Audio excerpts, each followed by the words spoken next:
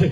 આજે તમે જોઈ લો, આજે થોડા દિવસ પહેલા હું સમાચારમાં જોતો હતો, કોઈ બેન આપણે કલાકાર છે કિંજલ દવે ને, બ્રહ્મ સમાજમાંથી આવે છે। એ બેને કોઈ શાહ પરિવારમાં લગ્ન કરવાની સગાઈ કરી તો એમના બ્રહ્મ સમાજે આખા પરિવારને પોતાના સમાજમાંથી બહાર કરી દીધો। જોયું ને તમે? આજે આદિવાસી સમાજની આપણી બહેનોને તમામ સમાજના લોકો લઈ જાય છે। સૌરાષ્ટ્રમાં પણ લઈ જાય છે, બીજા રાજ્યોમાં પણ લઈ જાય છે કે નથી લઈ જતા?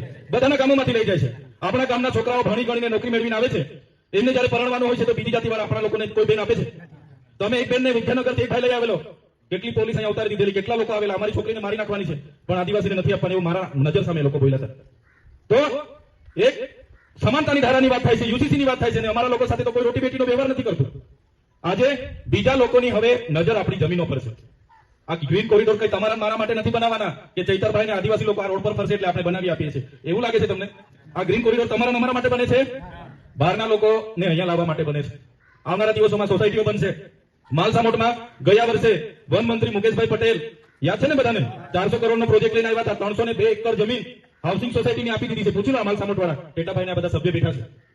302 એકર જમીન જે આપણા લોકોના ઘર છે, જુવાર કરે છે, તુવેર કરે છે, મકાઈ કરે છે, ડાંગર કરે છે, એવી 302 એકર જમીન આપણા લોકોની હાઉસિંગ સોસાયટીઓને બારોબાર આપી દીધી। કોઈ ગામવાળાને નહીં પૂછ્યું, કોઈને નહીં પૂછ્યું।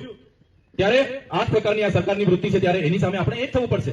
આપણી સંસ્કૃતિને બચાવવા માટે, આપણા દેવસ્થાનોને બચાવવા માટે, આપણું જંગલ બચાવવા માટે, પર્યાવરણ બચાવવા માટે આપણે બધા એક થવું પડશે। તૈયાર છો ને બધા?